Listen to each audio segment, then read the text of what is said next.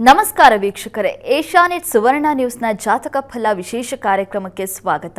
ನಾನು ನಯನ ಶಂಕರ್. ಇವತ್ತು ಚಿತ್ತ ಪೌರ್ಣಮಿ, ಕರಗ ಮಹೋತ್ಸವ ನಡೀತಾ ಇದೆ. ವಿಶ್ವವಿಖ್ಯಾತ ಕರಗ ಮಹೋತ್ಸವ ರಾಜ್ಯದ ನಾನಾ ಭಾಗಗಳಲ್ಲಿ ನಡೆಯುತ್ತೆ. ಅದೇ ರೀತಿಯಾಗೂ ಕೂಡ ಬೆಂಗಳೂರಿನಲ್ಲೂ ಬಹಳ ಅದ್ದೂರಿಯಾಗಿ ಆಚರಣೆ ಮಾಡಲಾಗುತ್ತೆ. ಹಾಗಾದರೆ ಕರಗ ಅಂದರೆ ಏನು, ಯಾವ ರೀತಿಯಾಗಿ ಆಚರಣೆ ಮಾಡಲಾಗುತ್ತೆ, ಇದರ ಬಗ್ಗೆ ಇವತ್ತು ಸಾಕಷ್ಟು ಮಾಹಿತಿಯನ್ನು ಕೊಡೋದಕ್ಕೆ ನಮ್ಮ ಜೊತೆ ಶ್ರೀಕಂಠ ಶಾಸ್ತ್ರಿಗಳಿದ್ದಾರೆ. ಬನ್ನಿ ಅವರನ್ನ ಕಾರ್ಯಕ್ರಮಕ್ಕೆ ಸ್ವಾಗತಿಸೋಣ. ಶಾಸ್ತ್ರಿಗಳೇ, ಕಾರ್ಯಕ್ರಮಕ್ಕೆ ಸ್ವಾಗತ. ನಮಸ್ಕಾರ. ಶಾಸ್ತ್ರಿಗಳೇ, ವಿಶ್ವವಿಖ್ಯಾತ ಕರಗ ಮಹೋತ್ಸವ ನಡೆಯುತ್ತೆ. ಬೆಂಗಳೂರಿನಲ್ಲೂ ಕೂಡ ಅದ್ದೂರಿಯಾಗಿ ಆಚರಣೆ ಮಾಡಲಾಗುತ್ತೆ. ಈ ಕರಗ ಮಹೋತ್ಸವದ ವಿಶೇಷತೆಯನ್ನು ತಿಳಿಸ್ಕೊಡೋದಾದ್ರೆ? ಶ್ರೀ ಗುರುಭ್ಯೋ ನಮಃ. ಹರಿ ಓಂ. ಮೂರ್ತಿತ್ವೇ ಪರಿಕಲ್ಪಿತ ಶಶಭೃತೋ ವರ್ತ್ಮ ಪುನರ್ಜನ್ಮನ ಮಾತ್ಮೇತ್ಯಾತ್ಮವಿದಾಂ ಕೃತುಶ್ಚಯತಾಂ ಭರ್ತ ಅಮರಜ್ಯೋತಿಷಾಂ ಲೋಕಾನಾಂ ಪ್ರಳಯೋದ್ಭವ ಸ್ಥಿತಿ ವಿಭುಶ್ಚಾನೇಕಥಾ ಯಶ್ರಿತೌ ವಾಚನ್ನ ಸದ್ವತಾ ತ್ವನೇಕ ಕಿರಣಃ ತ್ರೈಲೋಕ್ಯ ದೀಪೋ ರವಿಃ. ಸಮಸ್ತ ವೀಕ್ಷಕರಿಗೆ ಶುಭೋದಯ, ಶುಭ ಬೆಳಗು. ಈ ದಿನದ ವಿಶೇಷ ಮಹತ್ವ ತಮಗೆ ಗೊತ್ತೇ ಇದೆ. ಇದನ್ನು ಸ್ವಲ್ಪ ವಿಸ್ತಾರವಾಗಿ ಇದರ ಹಿನ್ನೆಲೆ, ಇದರ ಮಹತ್ವ ಅರ್ಥ ಮಾಡಿಕೊಳ್ಳೋಣ. ತತ್ಪೂರ್ವದಲ್ಲಿ ಹೊತ್ತಿನ ಪಂಚಾಂಗವನ್ನು ಗಮನಿಸಿಕೊಳ್ಳೋಣ. ಶ್ರೀ ಪರಾಭವನಾಮ ಸಂವತ್ಸರ ಉತ್ತರಾಯಣ ವಸಂತ ಋತು ಚೈತ್ರ ಮಾಸ ಶುಕ್ಲ ಪಕ್ಷವಾಗಿದೆ. ಈ ದಿವಸ ಬುಧವಾರವಾಗಿರ್ತಕ್ಕಂಥದ್ದು ಪೂರ್ಣಿಮಾ ತಿಥಿ, ಉತ್ತರ ಫಲ್ಗುಣಿ ನಕ್ಷತ್ರ. ಈ ದಿವಸ ಬೆಂಗಳೂರಿನ ಕರಗ ಬಹಳ ಮಹೋನ್ನತವಾದ ಉತ್ಸವ ಅಂತಂದರೆ ಉತ್ಸವ ಅಂದರೆ ಮೇಲಕ್ಕೆ ಎಳೆದುಕೊಳ್ಳುವುದು, ಎತ್ತುವುದು, ಭಗವಂತ ಭಕ್ತರನ್ನು ಉದ್ಧರಿಸುವುದು, ಭಗವಂತನ ಮಟ್ಟಿಗೆ ಆತನನ್ನು ನಮ್ಮನ್ನು ಸ್ವೀಕರಿಸಿ ಇದಲ್ಲಯ್ಯ ಎಲ್ಲೋ ನಿಂತಿದೆಯಾ ನೀನು ಪಾತಾಳದಲ್ಲಿ ಬಾ ಮೇಲೆ ಅಂತ, ಅದು ಉತ್ಸವ. ಅದು ಅದಕ್ಕೆ ಉತ್ಸವ ಅಂತ ಹೆಸರು. ಇಂಥ ಉತ್ಸವಗಳು ಈಗ ಈ ಉತ್ತರಾಯಣ ಪುಣ್ಯಕಾಲದಲ್ಲಿ ತುಂಬ ಕಡೆ ನೆರವೇರುತ್ತೆ. ಎಲ್ಲ ಕಡೆ ನಾವು ಜಾತ್ರೋತ್ಸವ ಇತ್ಯಾದಿಗಳನ್ನು ಕಾಣ್ತೀವಿ. ಆ ಭಾಗವಾಗಿಯೇ ಇರತಕ್ಕಂಥದ್ದು ಈ ಕರಗ ಮಹೋತ್ಸವ ಬೆಂಗಳೂರಿನದ್ದು. ಅಷ್ಟೇ ಅಲ್ಲ, ನಮ್ಮ ಮಾಲೂರಿನಲ್ಲಿ ಕಾಣ್ತೀವಿ, ಕೋಲಾರದ ಭಾಗಗಳಲ್ಲೆಲ್ಲ ಕಾಣ್ತೀವಿ. ಇದಕ್ಕೆ ಸುಮಾರು ವರ್ಷಗಳ ಶತಮಾನಗಳ ಇತಿಹಾಸ ಈ ಕರಗ ಮಹೋತ್ಸವಕ್ಕಿದೆ. ಕರಗ ವಸ್ತುತಃ ಅದು ಕಳಶ ಅಂತ. ಕರಗ ಅಂದರೆ ಕಳಶವನ್ನು ಹೊತ್ತು ಆ ಬೀದಿಗಳಲ್ಲಿ ಸಂಚರಿಸ್ತಕ್ಕಂಥದ್ದು. ತಿಗಳರ ಪೇಟೆ ಯಾವುದಿದೆ, ಆ ಪೇಟೆಗಳ ಸುತ್ತ ಅಲ್ಲಿ ಧರ್ಮರಾಯನ ದೇವಸ್ಥಾನ ಏನಿದೆ ನಮ್ಮ ಬೆಂಗಳೂರಿನಲ್ಲಿ, ಆ ಸುತ್ತಮುತ್ತ ಸುತ್ತಾಡುವುದೇ ಅದೇ ಒಂದು ಪವಾಡ. ಸಾಧ್ಯವ ಅಂತಂದರೆ 25 kg ಅಷ್ಟು kg ಇರ್ತಕ್ಕಂಥದ್ದನ್ನು ಹೊತ್ತು ಯಾವುದೇ ಸ್ಪರ್ಶವಿಲ್ಲದೆ ಹಾಗೆ ಸಾಗೋದಿದೆಯಲ್ಲ, ಅದು ಏನು ಆವೇಶ, ಅದು ದೇವರು ಅಂತ ಕರೆದೇ ಇನ್ನೇನು ಕರೀತಾರೆ ಅದಕ್ಕೆ? ಪ್ರಶ್ನಾತೀತವ ಒಪ್ಕೊಳ್ಬೇಕು, ಅದು ದೈವ ಅಂತ. ಅಂಥ ಒಂದು ವಿಶಿಷ್ಟವಾದದ್ದು. ಅದಕ್ಕೆ ಹಿನ್ನೆಲೆ ಏನು ಅಂತ ನೋಡಿದ್ರೆ ದ್ರೌಪದಿಯ ಅನುಗ್ರಹ ಕಾಣುತ್ತೆ. ಮಹಾಭಾರತವೆಲ್ಲ ಮುಗಿದ ನಂತರದಲ್ಲಿ ಸ್ವರ್ಗಾರೋಹಣ ಪರ್ವ ಅಂತ ಅಲ್ಲಿ ಹೊರಟಿದ್ದರು ಪಾಂಡವರು. ಕ್ರಮವಾಗಿ ಸಾಗ್ತಾ ಇರುವಾಗ ದ್ರೌಪದಿ ಈ ಪಾಂಡವರನ್ನೆಲ್ಲ ಸಂಹಾರ ಮಾಡಲಿಕ್ಕಾಗಿ ತಿಮಿರಾಸುರ ಅಂತಕ್ಕಂಥ ಒಬ್ಬ ಅಸುರ, ಈ ಥರದೊಂದು ಕಥೆಯನ್ನು ನೆನಪಿಸಿಕೊಳ್ಳಲಾಗುತ್ತೆ ಈ ಸಂದರ್ಭದಲ್ಲಿ. ಆ ತಿಮಿರಾಸುರನ ಅವನ ಉಪಟಳ ಜಾಸ್ತಿಯಾಗಿ ಅವರೆಲ್ಲ ಸಂಹಾರ ಮಾಡಲಿಕ್ಕೆ ಅಂತ ಹೋದ. ಆಗ ದ್ರೌಪದಿ ಅವಳ ಶಕ್ತಿ ಅಲ್ಲಿ ಪ್ರಕಟವಾಗುತ್ತೆ. ವೀರಕುಮಾರರು ಅಂತಕ್ಕಂಥವ್ರನ್ನ ಸೃಷ್ಟಿಸಿ ಅವರಿಂದ ಆ ತಿಮಿರಾಸುರ ಅಂತಕ್ಕಂಥವನ ಹತ್ಯೆಯಾಗತ್ತೆ, ಸಂಹಾರವಾಗತ್ತೆ. ಹಾಗೆ ಅವರು ಕಾಪಾಡಿಕೊಂಡ್ರು, ಪಾಂಡವರನ್ನು ಉಳಿಸ್ಕೊಂಡ್ಲು. ತನ್ಮೂಲಕ ಸ್ವರ್ಗ ಪ್ರವೇಶವನ್ನು ಮಾಡಲಿಕ್ಕೆ ಸಹಾಯವಾಯಿತು. ಆದರೆ ಇವಳು ಹೋಗ್ಬಿಡ್ತಾಳೆ ದ್ರೌಪದಿ. ಆಗ ಅವ್ರ ಪಾಪ ದ್ರೌಪದಿಯಿಂದ ಸೃಷ್ಟಿಯಾದವರು ಯಾರು? ಈ ವೀರಕುಮಾರರು. ಅಲ್ಲಿ ಗಣಾಚಾರ್ಯಗಳು ಇತ್ಯಾದಿ 5 ಪಂಚ ವಿಧದಲ್ಲಿ ವೀರಕುಮಾರರು ಉತ್ಪತ್ತಿಯಾಯಿತು ಅಂತ ಹೇಳಲಾಗುತ್ತೆ. ಅವರೆಲ್ಲರಿಗೆ ಈ ತಾಯಿ ಹೋಗ್ಬಿಟ್ರೆ ಅನಾಥ ಪ್ರಜ್ಞೆ ಕಾಡೋದಿಲ್ವ? ನಮ್ಮನ್ನು ಗತಿ ಯಾರು ಸಲಹೋರು? ನೀನೇನು ಸೃಷ್ಟಿ ಮಾಡಿಬಿಟ್ಟೆ ನಮ್ಮನ್ನು, ನಾವು ನಿನ್ನ ಕೆಲಸ ಸಮಾಪ್ತಿ ಮಾಡಿದ್ದೀವಿ, ಆದರೆ ಈಗ ನೀನು ನಮ್ಮ ಬಿಟ್ಟು ಹೋಗಿಬಿಟ್ರೆ. ಆ ತಾಯಿ ಮಕ್ಕಳ ವಾತ್ಸಲ್ಯವನ್ನು ಸೂಚಿಸ್ತಕ್ಕಂಥದ್ದಾಗಿದೆ ಕರಗ. ಮಕ್ಕಳ ಬಾಂಧವ್ಯ ಹೇಗೆ ತಾಯಿ ಸದಾಕಾಲ ಮಕ್ಕಳನ್ನು ಪೋಷಿಸಬೇಕು, ಇಲ್ಲ ಅಂದರೆ ಮಕ್ಕಳು ಅನಾಥರಾಗಿಬಿಡ್ತಾರೆ. ಯಾವೊಂದು ಸಂದರ್ಭ ನೀವು 70 ವರ್ಷ ಆಗಿರಲಿ, ತಾಯಿ ಅಕಸ್ಮಾತ್ ಇದ್ದರೆ ಒಂದು ವೇಳೆ ಮಗನನ್ನು ಮಗು ಅಂತಲೇ ಕರೆಯೋದು. ಎಷ್ಟು ವರ್ಷ ಆದರೂ ತಾಯಿಗಲ್ಲ, ತಾಯಿಗೆ ಮಗು ಎಷ್ಟು ವರ್ಷ ಆದರೂ ಕಳೆದ್ರೂ ಏನು. ಆ ರೀತಿಯಲ್ಲಿ ಇಲ್ಲಿ ನಮ್ಮ ಸೃಷ್ಟಿಯಾದಮೇಲೆ ನೀನಲ್ವ ನಮ್ಮ ಸಲಹೋವಳು, ಹೀಗಾಗಿ ನೀನು ಹೋಗಿಬಿಟ್ರೆ ಹೇಗೆ ಅಂತ. ಆಗ ದ್ರೌಪದಿ ಅವರಿಗೆ ಅನುಗ್ರಹವನ್ನು ಉಂಟು ಮಾಡ್ತಾಳೆ. ಇಲ್ಲ, ನಾನು ಪ್ರತಿ ದಿವಸ ನಿಮ್ಮಲ್ಲಿ ಬಂದು ನಿಮಗೆ ಆಶೀರ್ವಾದ ಮಾಡ್ತೀನಿ ಅಂತ. ದೇವತೆಗಳ 1 ವರ್ಷ ನಮ್ಮ 1 ದಿನ ಅಲ್ವಾ, ಹೀಗಾಗಿ ನಮಗೆ ಪ್ರತಿ ದಿವಸ ಬಲಿಚಕ್ರವರ್ತಿಯ ಕಥೆ ಕಾಣಲ್ವ ನಾವು, ಅವನು ಹಾಗೆ ತಾನೆ ಪ್ರತಿ ದಿವಸ ಬಂದ ಜನರನ್ನು ನೋಡ್ತಾನೆ. ಹಾಗಾಗಿ ನಾವು ವರ್ಷಕ್ಕೊಂದ್ಸಲ ದೀಪಾವಳಿ ಆಚರಿಸುವ ಹಾಗೆ ಇಲ್ಲೂ ಕೂಡ ಆ ತಾಯಿ ದ್ರೌಪದಿಯನ್ನು ಪ್ರತಿ ದಿವಸ ನೆನೆಸಿಕೊಳ್ತಕ್ಕಂಥದ್ದು, ಆ ತಾಯಿಗೆ ವಿಶೇಷ ಆರಾಧನೆ ಉತ್ಸವಾದಿಗಳನ್ನು ಮಾಡ್ತಕ್ಕಂಥದ್ದು, ಭಕ್ತಿ ಸಮರ್ಪಣೆ ಮಾಡ್ತಕ್ಕಂಥದ್ದಾಗಿದೆ. ಆ ದ್ರೌಪದಿಯನ್ನು ಆ ಕಲಶದಲ್ಲಿ ಅದರಲ್ಲಿ ಆವಾಹಿಸಿ ಆ ಕಲಶವನ್ನು ಹೊತ್ತು ಉತ್ಸವ ಅಂದರೆ ಅದೇ ನಾನಾಗಲೇ ಹೇಳಿದ ಹಾಗೆ ಮೇಲೆ ಎತ್ತತಕ್ಕಂಥದ್ದು ಅಂತ. ನಮ್ಮನ್ನು ಯಾವ ಬೇಡದ ಆಲೋಚನೆಗಳು, ಕೆಟ್ಟ ಆಲೋಚನೆ, ಕೆಟ್ಟ ಕಾರ್ಯಗಳು ಗುಣದಿಂದಲೂ ಕರ್ಮದಿಂದಲೂ, ಗುಣಕರ್ಮ ವಿಭಾಗಶಃ ಅಂತ ಭಗವದ್ಗೀತೆ ಹೇಳ್ತಾನಲ್ಲ, ಈ ಗುಣದಿಂದಲೂ ನಾವು ಕೆಟ್ಟವರು, ಕರ್ಮದಿಂದಲೂ ಕೆಲಸ ಏನು ಕೆಲಸ ಮಾಡಿ ಕೆಟ್ಟ ಕೆಲಸವೇ ಮಾಡ್ತಕ್ಕಂಥದ್ರಿಂದ ನಮ್ಮನ್ನು ಉನ್ನತಿಯ ಕಡೆಗೆ ತಗೊಂಡು ಹೋಗ್ತಕ್ಕಂಥ ಹೊಣೆ ಯಾರ್ದಾಗಿದೆ? ಅದು ತಾಯಿದಾಗಿದೆ. ಹೀಗಾಗಿ ಆ ಹೊಣೆಯನ್ನು ಬಂದ ಭಕ್ತಾದಿಗಳೆಲ್ಲ ಅಲ್ಲಿ ಪ್ರಾರ್ಥಿಸಬೇಕು, ನಮ್ಮನ್ನು ಉದ್ಧರಿಸು, ನಮ್ಮನ್ನು ಮೇಲಕ್ಕೆತ್ತಮ್ಮ ಅಂತ ಹೇಳಿ ಪ್ರಾರ್ಥನೆ ಮಾಡ್ತಕ್ಕಂಥದ್ದಾಗಿದೆ. ಈ ಕರಗೋತ್ಸವ ತುಂಬ ಹಲವು ದಿನಗಳ ಕಾಲ ನಡೀತಕ್ಕಂಥದ್ದಾಗಿದೆ. ಈ ದಿವಸ ಆ ರಾತ್ರಿ ವೇಳೆಯಲ್ಲಿ ಅದಕ್ಕೆ ತುಂಬ ತಪಸ್ಸಿದೆ. ಆ ಯಾರು ಅದನ್ನು ಹೊರತಾರೋ, ಕರಗವನ್ನು ಹೊರತಾರೋ, ಅವರು ಅನುಷ್ಠಾನದಲ್ಲಿದ್ದು ಶಿಸ್ತಿನ ಬದುಕನ್ನು ನಡೆಸಿ, ಅದೊಂದು ಅನುಷ್ಠಾನ ಅಂತಂದರೆ ವ್ರತ ಇದು. ಅದು ಹೇಗಪ್ಪ ಅಂತಂದರೆ ಅದರ ಹೊರತಾಗಿ ಬೇರೆ ಇನ್ಯಾವ ಆಲೋಚನೆಗಳು ಇಲ್ಲ, ಇನ್ಯಾವ ಕೆಲಸವೂ ಇಲ್ಲ, ಇನ್ನೇನು ಲೌಕಿಕಕ್ಕೆ ಮುಖ ಮಾಡದೆ ಕೇವಲ ದೀಕ್ಷೆ ಅಂತ ಕರೀತಾರೆ, ದೀಕ್ಷಾ ಕಾಲ ಅಂತ ಕೇಳ್ತಾರೆ. ಅಷ್ಟು ಕಾಲ ಉಪವಾಸವೋ ಮತ್ತೊಂದು ಅನುಷ್ಠಾನವೋ ಸಿದ್ಧಿಯೋ ಈ ರೀತಿಯಲ್ಲಿದ್ದು ಆ ಕರಗವನ್ನು ಹೊರತಕ್ಕಂಥದ್ದು, ಅಷ್ಟು ಭಾರವನ್ನು ಹೊರತಕ್ಕಂಥದ್ದು ಸಾಮಾನ್ಯ ವಿಚಾರವಲ್ಲ. ಅದಕ್ಕೊಂದು ಆವೇಶವಾಗುತ್ತೆ, ಅದು ಭಾವಾವೇಶ, ಭಕ್ತಿಯ ಆವೇಶವಾಗುತ್ತೆ. ಆ ಸಂದರ್ಭದಲ್ಲಿ ಅದು ನಿಂತ್ಕೊಳ್ಳುತ್ತೆ. ಹೇಗೆ ಅಂತಂದರೆ ಪ್ರತಿ ವರ್ಷ ಅದಕ್ಕೆ ಸಾಕ್ಷಿಯಾಗಿದ್ದೀವಿ ನಾವು. ಅದನ್ನು ನೋಡೋದು, ಕಣ್ಣಿಗೆ ಒತ್ಕೊಳ್ಳೋದು, ಅದು ಒಂದು ಭಗವಂತನ ದರ್ಶನ ಇಲ್ಲಲ್ಲದೆ ಇನ್ನೆಲ್ಲಿರುತ್ತೆ ಹೇಳಿ. ಅಂಥದಕ್ಕೆ ನಮ್ಮ ಬೆಂಗಳೂರು ಸಾಕ್ಷಿಯಾಗಿ ಪ್ರತಿ ವರ್ಷ ಇಂಥದ್ದನ್ನು ಉತ್ಸವ ನೆರವೇರಿಸ್ತಾ ಇದೆ. ಸಾಧ್ಯವಾದವರು ಹೋಗಿ ಆ ಕರಗ ದರ್ಶನ, ಎಷ್ಟೆಷ್ಟು ಊರು, ಬೇರೆ ಬೇರೆ ದೂರ ಊರುಗಳಿಂದೆಲ್ಲ ಬರ್ತಾರೆ. ನಮ್ಮ ಮೈಸೂರಿನ ಆ ಈ ನವರಾತ್ರಿ ಸಂದರ್ಭದಲ್ಲಿ ಆಗ್ತಕ್ಕಂಥ ಮೆರವಣಿಗೆಯನ್ನು ನೋಡಲಿಕ್ಕೆ ಹೇಗೆ ಜನ ಸೇರ್ತಾರೋ ಹಾಗಿಲ್ಲೂ ಕೂಡ ಈ ಕರಗೋತ್ಸವ ನೋಡಲಿಕ್ಕೆ ಬರ್ತಾರೆ. ಅದು ಕರಗದ ಮಹಿಮೆ, ಅದು ಅನುಗ್ರಹಪ್ರದವಾಗಿರತಕ್ಕಂಥ ಒಂದು ಉತ್ಸವ. ಇದರಲ್ಲಿ ನಾವು ಈ ದಿವಸ ಸ್ಮರಿಸಿ ಆ ಭಕ್ತಿಯ ಸಾಗರದಲ್ಲಿ ನಾವು ಕೂಡ ಒಬ್ಬರಾಗಿ ಆ ದ್ರೌಪದಿಯ ಅನುಗ್ರಹಕ್ಕೆ ನಾವು ಪಾತ್ರರಾಗಬೇಕು, ಮಹಾತಾಯಿಯ ಅನುಗ್ರಹಕ್ಕೆ ನಾವೆಲ್ಲ ಪಾತ್ರರಾಗಬೇಕು. ಅದು ಕರಗದ ಮಹತ್ವ. ಈ ದಿವಸ ಇನ್ನೂ ಒಂದು ವಿಚಾರ, ಪೌರ್ಣಮಿ ಬಂದಾಗ ನಾಳೆಯೂ ಚಿತ್ತ ಪೌರ್ಣಮಿ ಇದೆ, ಹನುಮತ್ ಜಯಂತಿ ಇತ್ಯಾದಿ ವಿಚಾರಗಳನ್ನು ನಾವು ನಾಳೆ ಕಾಣೋಣ. ಪೌರ್ಣಮಿಯಲ್ಲಿ ಸಾಮಾನ್ಯವಾಗಿ ಹೆಚ್ಚಿನ ಊರುಗಳಲ್ಲಿ ಈ ರಥೋತ್ಸವಾದಿಗಳು ನೆರವೇರುತ್ತೆ. ನಮ್ಮ ಊರಿನಲ್ಲೂ ಬೆಳಗೆರೆ ಗ್ರಾಮದಲ್ಲಿ ಈ ದಿವಸ ರಂಗನಾಥ ಉತ್ಸವ ನೆರವೇರುತ್ತೆ. ರಂಗನಾಥ, ಲಕ್ಷ್ಮೀ ರಂಗನಾಥರು ತುಂಬ ಜಾನಪದೀಯ ಅಲ್ಲೂ ಕಾಣ್ತೀವಿ ನಾವು. ಜಾನಪದ ಅಂತಂದ್ರೆ ಏನು ಅಂದರೆ ಹೃದಯಕ್ಕೆ ಅಂಟುಕೊಳ್ತಕ್ಕಂಥದ್ದು ಅಂತ.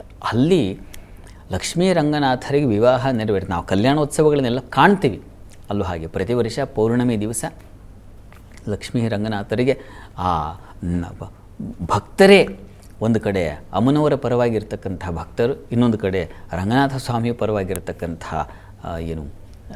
ಜನ ವರ್ಗ, ಅದನ್ನು ಸೇರಿ ಅವರಿಬ್ಬರೇ ಆ ದೇವರ ದೇವತೆಗಳಿಗೆ ವಿವಾಹ ಮಾಡಿಸ್ತಕ್ಕಂಥ ಒಂದು ಕಲ್ಯಾಣೋತ್ಸವ ತುಂಬ ವಿಶೇಷವಾಗಿರ್ತಕ್ಕಂಥದ್ದು.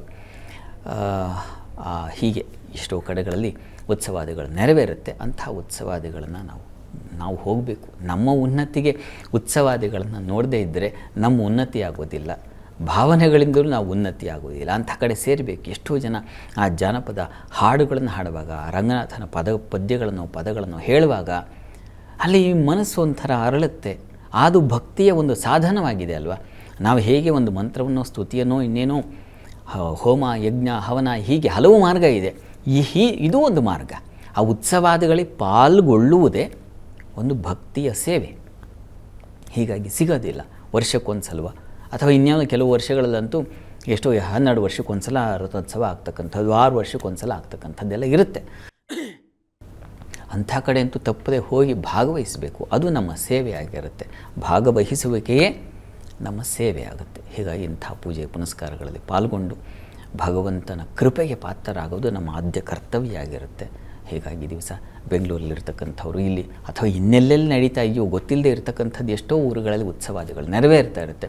ಅಲ್ಲೆಲ್ಲ ಹೋಗಿ ಬನ್ನಿ, ಭಗವಂತನ ಕೃಪೆಗೆ ಪಾತ್ರರಾಗಿ ಏನು ಸೇವೆ ಆಗುತ್ತೆ, ಕನಿಷ್ಠ ಒಂದು ಪಲ್ಲಕ್ಕಿ ಹೊರಲಿಕ್ಕಾಗತ್ತಾ, ಕನಿಷ್ಠ ಒಂದು ಅಲ್ಲಿ ಹೂವಿನ ಅಲಂಕಾರ ಮಾಡಿಸ್ಲಿಕ್ಕಾಗತ್ತಾ, ಅಥವಾ ಕಸ ಗುಡಿಸೋದ್ರಿಂದ ಹಿಡಿದು ಆ ಸ್ವಚ್ಛತೆ ಮಾಡೋದು ಬೇಕಲ್ಲ, ಅದು ತುಂಬ ಬಹಳ ಮುಖ್ಯವಾಗಿ ಬೇಕಾಗಿರ್ತಕ್ಕಂಥದ್ದು. ಹಾಗೆ ಯಾರಿಗೆ ಯಾವುದು ಅನುಕೂಲ ಅನಿಸುತ್ತೋ ನಾನು ಇದನ್ನು ಮಾಡಬಲ್ಲೆಯಪ್ಪ ಅಂತ ಅದನ್ನು ಆ ಸೇವೆ ಮಾಡೋದ್ರಿಂದಾಗಿ ಭಗವತ್ ಕೃಪೆ ಉಂಟಾಗುತ್ತೆ. ಮುಖ್ಯವಾಗಿ ಭಾವಶುದ್ಧಿ ಆಗತ್ತೆ.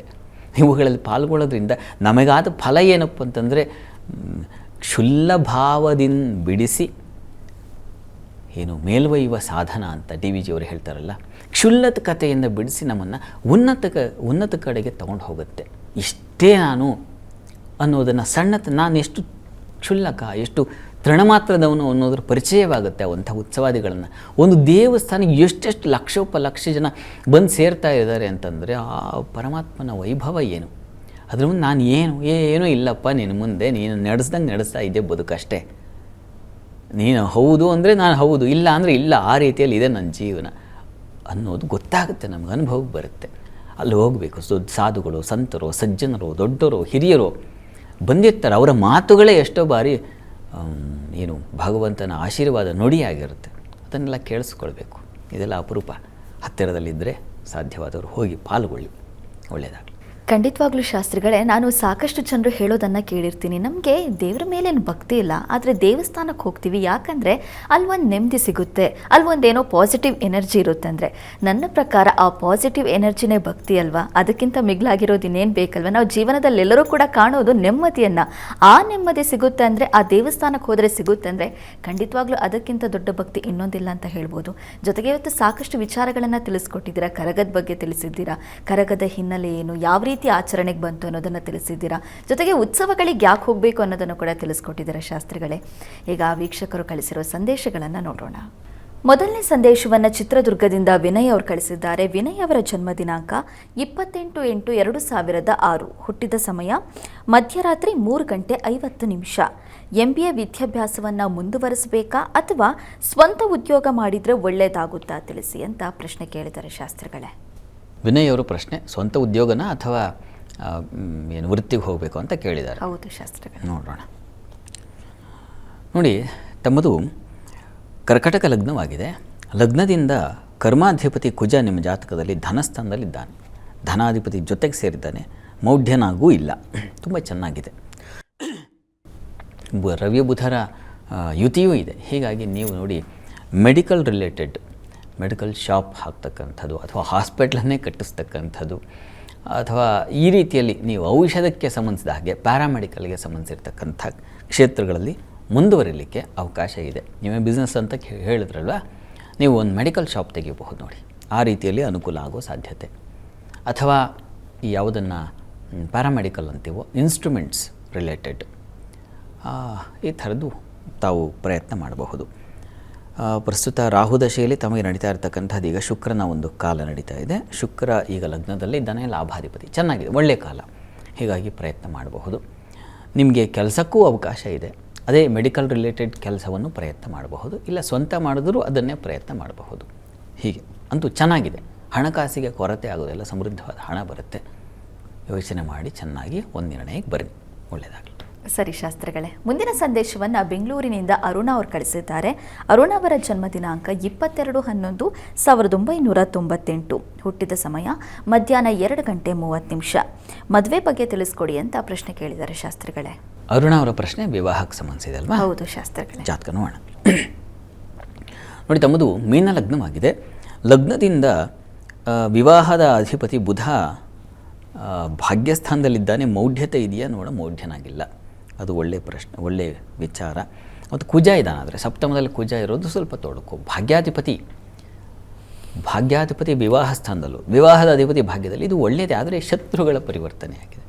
ಹೀಗಾಗಿ ಸ್ವಲ್ಪ ಅದು ಅಷ್ಟು ಫಲದಾಯಕವಾಗಲ್ಲ. ಕುಜ ಶಾಂತಿ ಬೇಕು. ಕುಜದೋಷ ನಿವಾರಣೆ ಮಾಡಿಸಬೇಕು. ಕುಜದೋಷ ಈಗಲೂ 22-25 ಈ ವರ್ಷಗಳಲ್ಲಿ ಇದ್ದೀವಿ ನಾವು.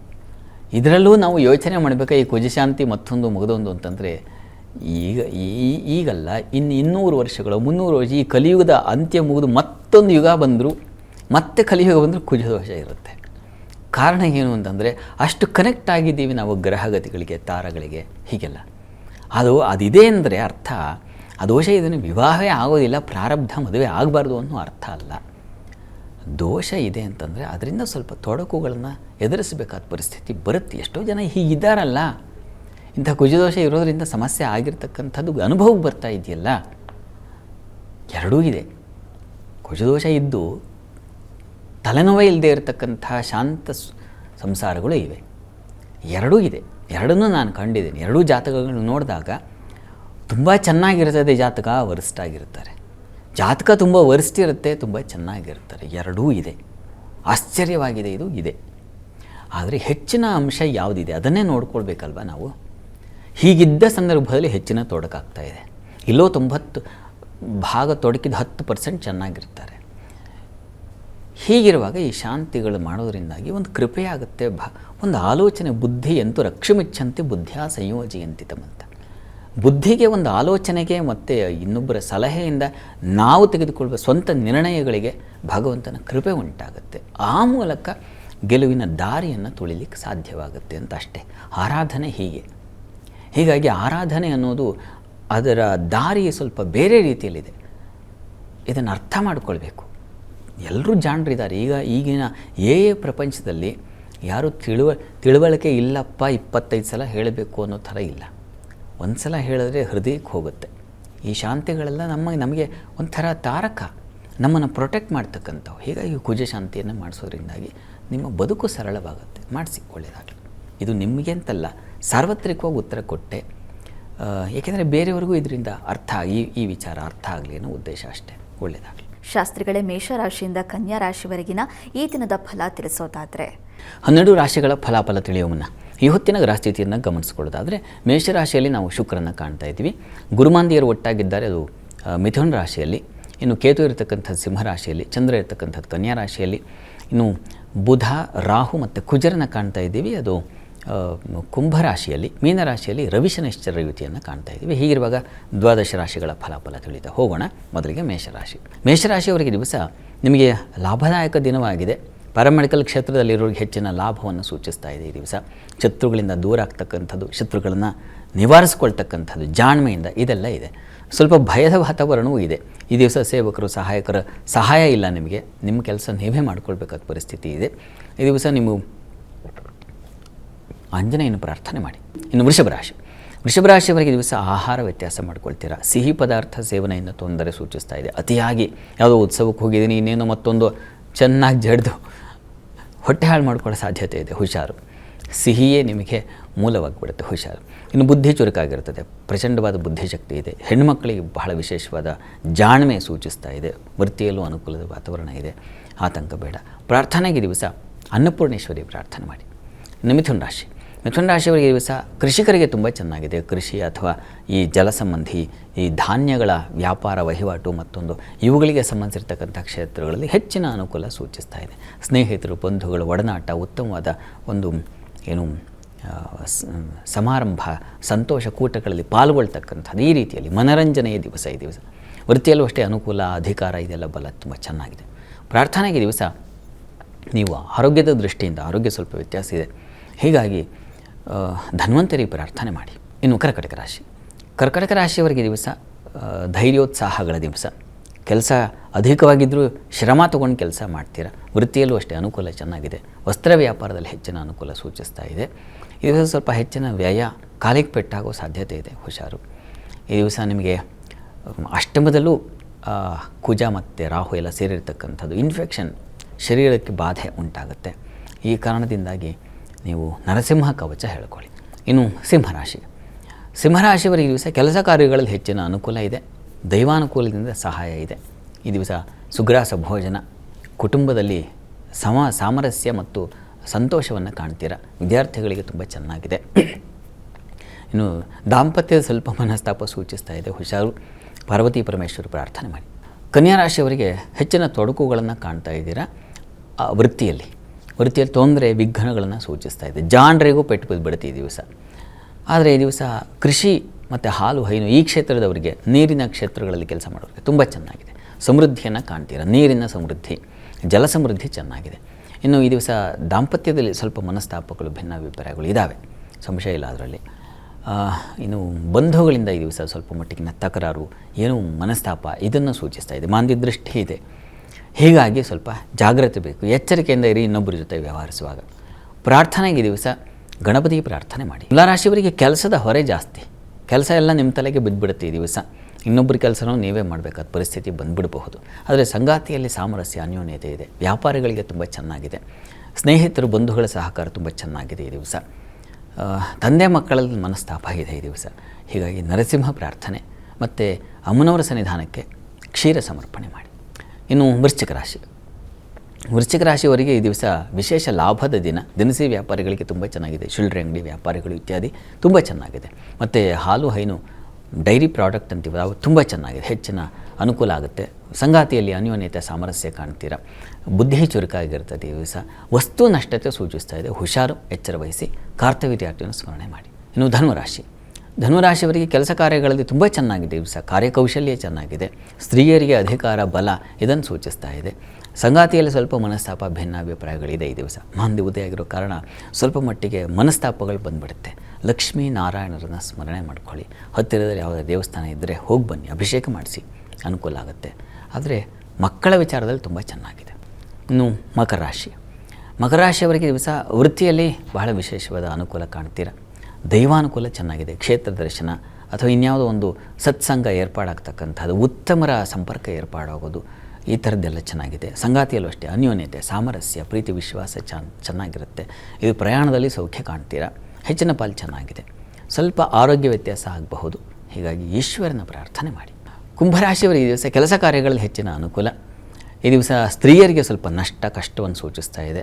ಒಂದು ಅಪಮಾನಕ್ಕೆ ಸಿಕ್ಕಾಕೊಂಡ್ಬಿಡ್ತೀರಾ, ಅದು ಮನಸ್ಸಿಗೆ ನೋವಾಗುತ್ತೆ. ಮತ್ತು ಬುದ್ಧಿ ಮಂಕಾಗಿರುತ್ತೆ ಈ ದಿವಸ. ತುಂಬ ಜಾಣರು ಕೂಡ ಎಡವು ಬಿಡ್ತಾರೆ, ಆ ರೀತಿಯ ಒಂದು ಸಾಧ್ಯತೆ ಇದೆ ಈ ದಿವಸ. ಆರೋಗ್ಯದಲ್ಲಿ ವ್ಯತ್ಯಾಸ ಸೂಚಿಸ್ತಾ ಇದೆ. ಸ್ವಲ್ಪ ಶಾಂತವಾಗಿರಿ. ಈಶ್ವರ ಸನ್ನಿಧಾನದಲ್ಲಿ ಅಭಿಷೇಕ ಮಾಡಿಸಿ. ಇನ್ನು ಮೀನರಾಶಿ. ಮೀನರಾಶಿಯವರು ಈ ದಿವಸ ವೃತ್ತಿಯಲ್ಲಿ ಅನುಕೂಲದ ವಾತಾವರಣ ಇದೆ. ಈ ದಿವಸ ಸ್ನೇಹಿತರು, ಬಂಧುಗಳ ವಿಚಾರ ಸ್ವಲ್ಪ ಹುಷಾರಾಗಿರಿ. ಪ್ರಯಾಣದಲ್ಲಿ ಸ್ವಲ್ಪ ಎಡವಟ್ಟಾಗಬಹುದು. ಆದರೆ ಸಂಗಾತಿ ವಿಚಾರದಲ್ಲಿ ಸಾಮರಸ್ಯ, ಅನ್ಯೋನ್ಯತೆ ಇದೆ. ಹಾಲು ಹೈನು ವ್ಯಾಪಾರಿಗಳಿಗೆ ತುಂಬ ಚೆನ್ನಾಗಿದೆ. ಕೃಷಿ ಕ್ಷೇತ್ರದವರಿಗೆ ತುಂಬ ಚೆನ್ನಾಗಿದೆ. ಪ್ರಾರ್ಥನೆಗೆ ದಿವಸ ಗುರು ಪ್ರಾರ್ಥನೆ ಮಾಡಿ. 12 ರಾಶಿಗಳವರು, ರಾಶಿ ಗೊತ್ತಿಲ್ಲ ಅಂತಕ್ಕಂಥವ್ರು ಹೇಳಬಹುದಾದ ಮಂತ್ರ ಗಮನಿಸಿ. ಓಂ ವೇದವಕ್ತಾಯ ನಮಃ. ವಿಷ್ಣುವಿನ ಮಂತ್ರ ಹೇಳ್ಕೊಳ್ಳಿ, ಅನುಕೂಲ ಆಗುತ್ತೆ.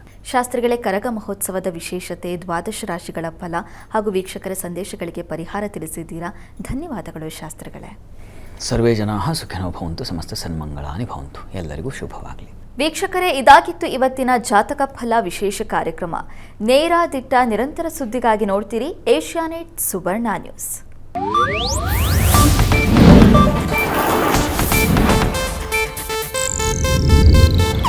ಇದು ಏಷ್ಯಾನೆಟ್ ನ್ಯೂಸ್ ನೆಟ್ವರ್ಕ್ ಪ್ರಸ್ತುತಿ.